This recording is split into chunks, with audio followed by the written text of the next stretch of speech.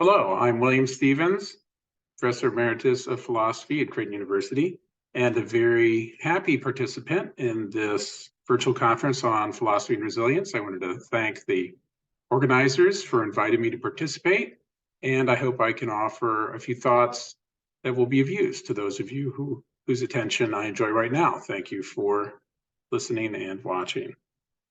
The meaning of resilience is the topic of my presentation, my talk. What does resilience mean? Well, one way to dig into this concept is to explore its origin. Since my training in the history of Western philosophy is primarily in ancient Greek philosophy, that is a natural place for me to begin. If we look to the ancient Greeks, however, what we find is that the word resilience does not have an exact match in the ancient Greek language. There are words for perseverance like karteria, liparia, and macrothumia. But though perseverance is arguably a close cousin of resilience, it is not an exact match.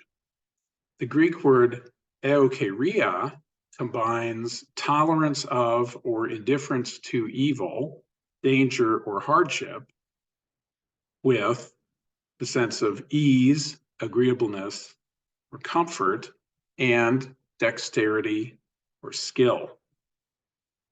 Perhaps the ancient Greeks would consider resilience a form of andreia, which literally means manliness, and as the characteristic virtue of a man, this is what we translate as courage. Andreia is manly courage or bravery. But this term, andreia, was conventionally applied in a militaristic context. The virtue of a warrior in battle is the paradigm example of andreia. As such, this concept diverges from the central meaning of resilience. A soldier who is killed in battle, fighting to the end for his side, however noble, could indeed be described as having died courageously, but for a person to be resilient seems to require getting past a threat or setback, not being stopped by it. A soldier could very well bravely sacrifice her own life to save another, but that selfless act, though above and beyond the call of duty, that is, though it is supererogatory, as we in ethics like to call it, it doesn't capture the core sense of resilience that we're investigating. Another angle that can shed light on the meaning of resilience is to look at a term used to describe an ancient Greek hero who was renowned for bouncing back from adversity. Here I refer to the wily Odysseus in Homer's Odyssey. The term used to describe Odysseus in this epic work is holutropos, which means literally many turnings. The sense conveyed with this rich term is that Odysseus excelled in a certain kind of guile. Specifically, his brand of guile enabled him to adapt to any turn of events by figuring out the means to survive and prevail. In other words, Odysseus was adept at assessing his circumstances, analyzing the problems he faced, and devising strategies to overcome the obstacles confronting him. Odysseus rolled with the many punches thrown at him. The flexibility of his clever responses to threats empowered him to endure. He was able to twist and turn in his words and his actions, dancing out of harm's way. He was the hero of many turnings, of many devices or ploys, of many tricks, kind of trickster. Semantically, resilience is close to resourcefulness, therefore. as exemplified by Odysseus. Now, if we turn to Latin, we have the Latin word molitia, and it can mean something like resilience in the sense of pliability or plasticity, but molitia can also mean mellowness or even softness. And so it carries a decidedly pejorative connotation in that sense.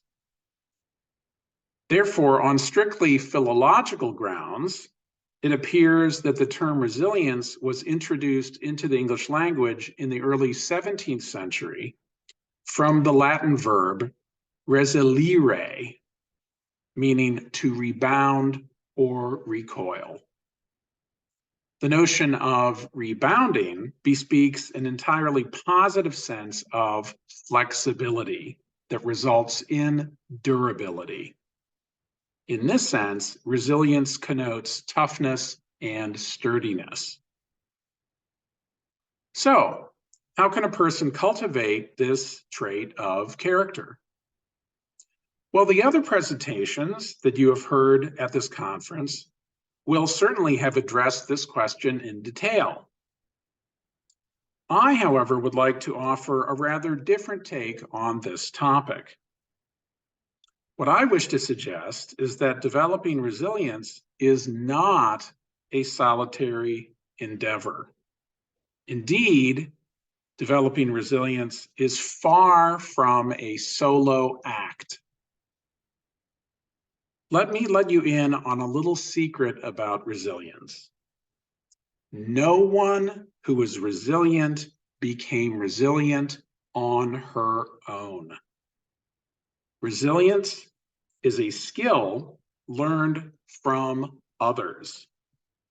You are taught resilience by others, either directly, person to person, or indirectly by observing how resilient people cope with challenges, how they adapt to difficult circumstances, or how they manage hardships, injuries, and illnesses. We develop resilient habits through practice over time, sometimes through trial and error. Indeed, it is instructive to think of resilience as a characteristic of communities or as a collaborative practice passed down through cultures, even from generation to generation, family to family, community to community, over time.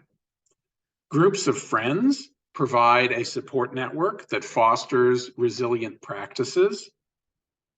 Associations promote resilient mental techniques. Workplaces, at least good ones, train their employees to be problem solvers, to anticipate shifting conditions, and to devise mechanisms for adapting business models. And this often requires creativity and so-called thinking outside the box. Certainly it requires anticipation, right? Anticipation of future obstacles and challenges. This is of a piece then with the Stoic premeditatio, right? Anticipating bad things that could happen to you, and then thinking about what resources you have at your disposal that you can use to deal with and face and overcome these challenges, these difficulties. Now, it is true, of course, that we can also learn resilient thinking by reading wise philosophers who face their own challenges. These challenges include things like poverty, physical abuse, exploitation, and alienation. For the ancient Romans, this would also include exile, for example. Stories about Diogenes the Cynic inspire resilient thinking, for sure.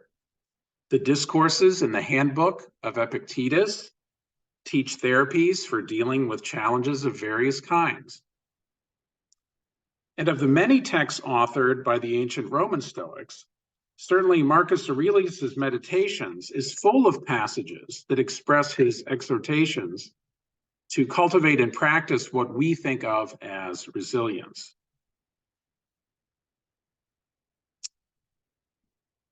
Consider the following two excerpts from the Stoic Emperor.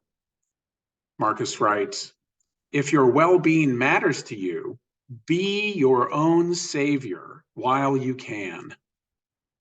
This is Meditations, Book 3, Chapter 14. So here, clearly, he's giving himself a kind of kick in his own shorts, right? Urging himself to be his own savior in dealing with these challenges that he faces. This kind of stern, self-help oriented bootstrapping is pretty typical in the Meditations. Marcus prods himself to be the solution to his own problems, in effect.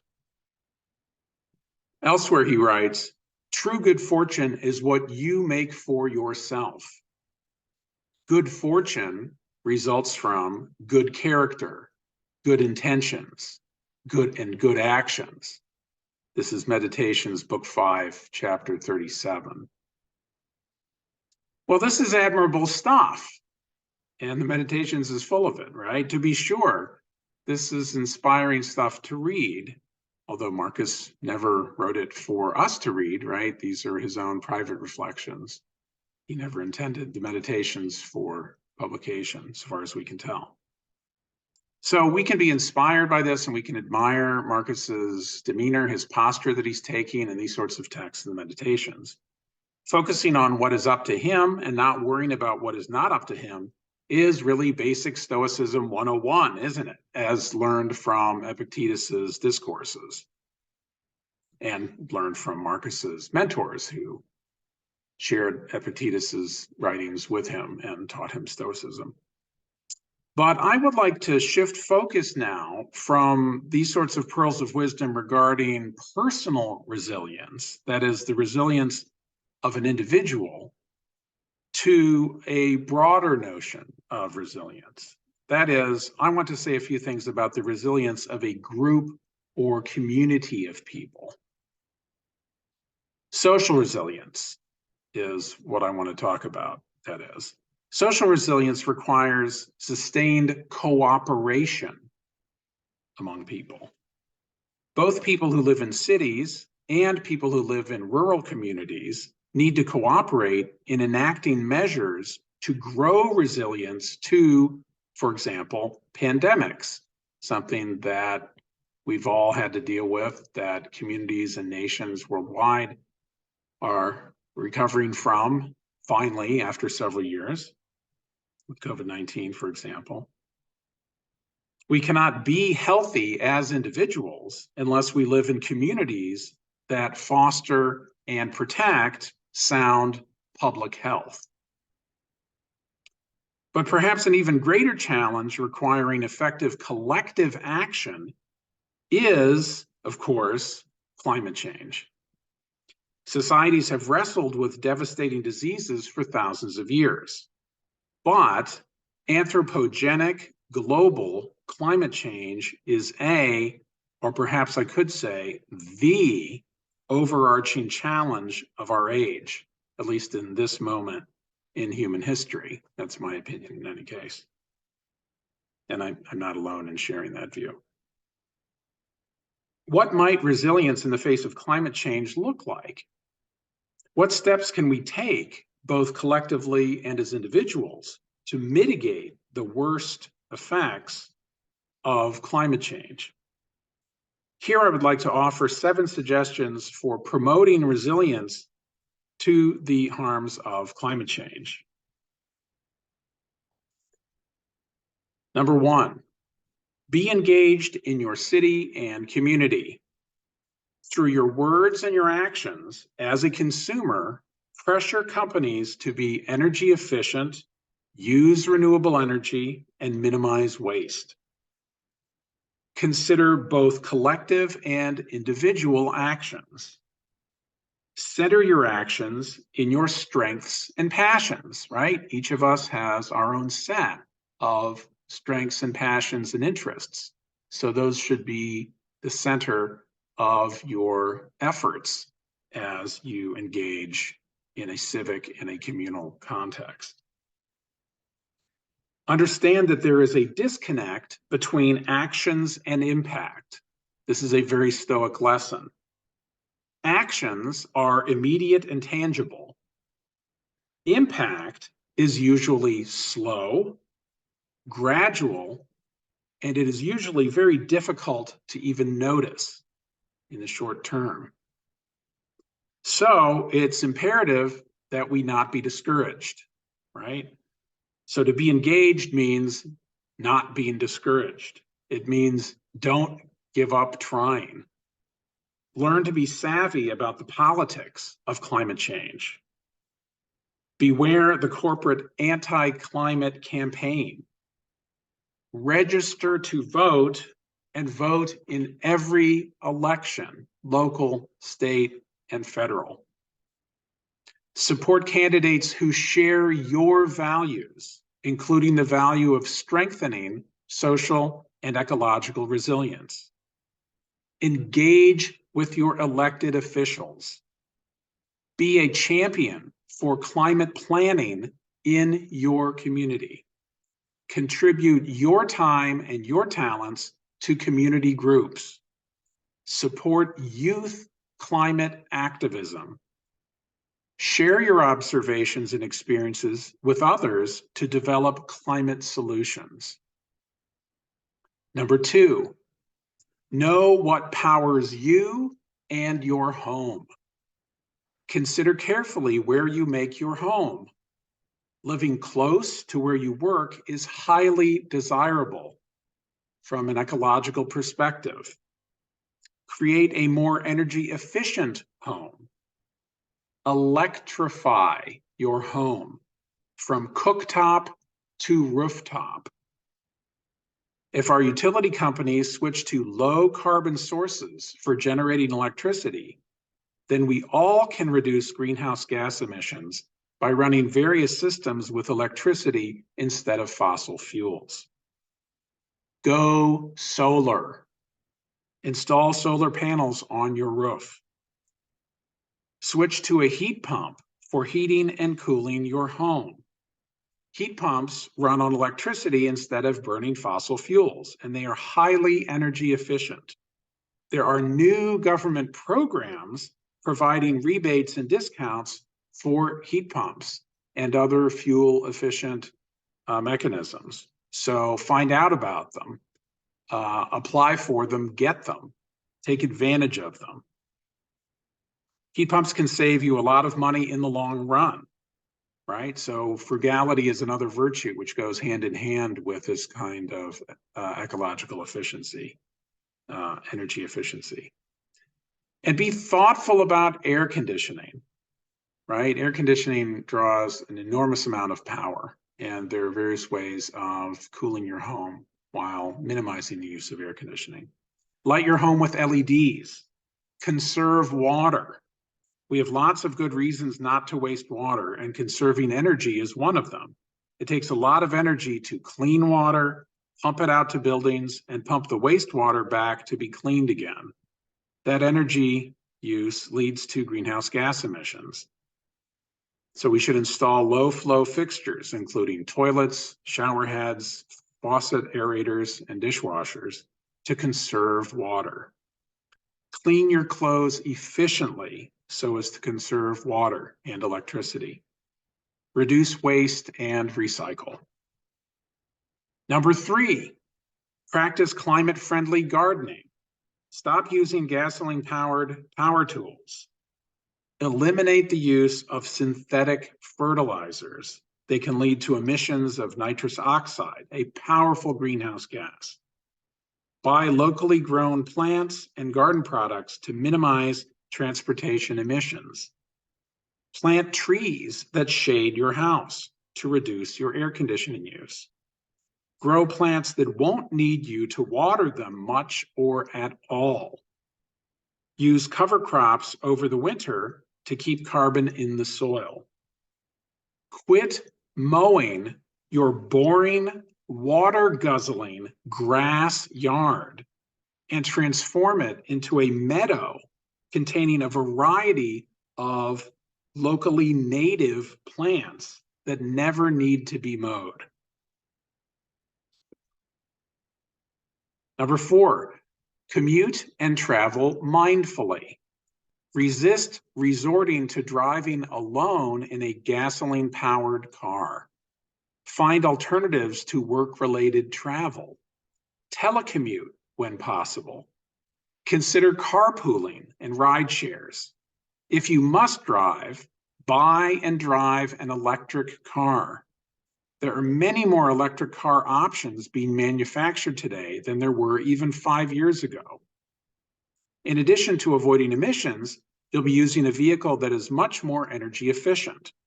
According to the US Department of Energy, at least 77% of the energy used by an electric car goes into power at the wheels, whereas only 12 to 30% of the energy used by a gasoline-powered car goes into power at the wheels. You can strategize about how to drive less, walk or bicycle as much as you can. If you live close to work, then bicycling can really be an option for you, or even walking. And of course, you can use shared transportation, either public or private. When it comes to airplanes, fly less. When you do fly, fly economy. Travel has tremendous benefits, but we can be thoughtful about our air travel and try to minimize it by participating in teleconferences like this one. So good for you. When you go on vacation, do it closer to home. When you vacation, seek out eco-friendly accommodations and reduce trash when you travel. Number 5. This is a big one. Eat plant-based foods and pass on the meat. The production of meat requires huge amounts of gasoline, water, and other agricultural resources. Meat extracts a very heavy toll on the animals themselves and on the human workers who work in the meat industry, the meat and dairy industries. At the same time, the meat industrial complex greatly worsens soil erosion, it contributes to deforestation, and it contributes to depletion of freshwater resources. Concentrated animal feeding operations are a huge source of several greenhouse gases, carbon dioxide, nitrous oxide, and very much methane. And these greenhouse gases cause climate change. So, changing your diet by eating mostly plants and plant-based foods greatly contributes to ecological resiliency. Also, cut down on your food waste. Learn how to compost. Shop for your meals mindfully. Do some research beyond the takeout menu. Thoughtfully opt for meat alternatives. Switch to non-dairy alternatives. There are plenty of them available. Strive to eat locally. Enjoy your chocolate responsibly. Chocolate has a serious environmental impact. You should also imbibe with the climate in mind when it comes to alcohol. And you should get to know your favorite coffee, where and how it was produced and by whom, under what kind of work conditions, and how it's distributed. Number 6, reduce consumption through communal sharing. Save your money and help the environment by rejecting fast fashion. If you have a baby, weigh your diaper options carefully. Ditch bottled water. Cut down on the plastic you buy and use. Avoid microplastics. Be more thoughtful when making online purchases. Opt for slower, less expensive shipping. Keep your devices and clothing longer and dispose of them properly. Try to shop in a way that truly reflects your values. Don't be fooled by greenwashing. Protect yourself and your community from extreme heat, and protect the quality of your air and that of your neighbors. Number 7, finally, educate yourself, your family, and your community. Act on behalf of children and future generations. Excuse me. Our failure to affect social and ecological resilience will harm those who come after us. Seek climate solutions for schools. Teach climate change in the classroom. Talk with your kids about climate change, why it matters so much, and what we can do to cope with it. Be a savvy consumer of climate information. Track the state of the science. Look to local climate science leaders. Look to community leaders, and to the extent you can, become a leader yourself. Talk about climate issues with friends and family, and do it often. Use social media to build a social and ecological resilience network. And be sure to celebrate success and express gratitude. Excuse me. So those are 7 suggestions for building social ecological resilience. Failure, heartache, and grief condition us to learn techniques for becoming resilient. Resilience does not require of us that we never shed a tear when we suffer. Rather, resilience is the challenge to carry on, adapt, and problem solve. It spurs us to find the resources that we can use to figure out how to prevail despite hostile circumstances. Resilience can be described as a capacity to persist, adapt, or transform in the face of change in a way that maintains the basic identity of a system. In the case of social and ecological resilience, the goal is to enable long-term human survival and well-being as part of the biosphere. So this concept is closely linked to sustainability. My conclusion is this: resilience is not just a personal challenge. It is a communal, collective challenge for all of us together. No person is an island. We all rely on each other in 100 different ways throughout our lives. Resilience must be our shared social, economic, and ecological goal. We cannot be resilient if the forces that attack democracy, that undermine working toward the collective good, and that scuttle sustainability are allowed to trample us. Resilience is something we must learn from each other and build together if we are to become members of a resilient society, co-inhabiting a healthy, sustainable biosphere for the long run. Thank you.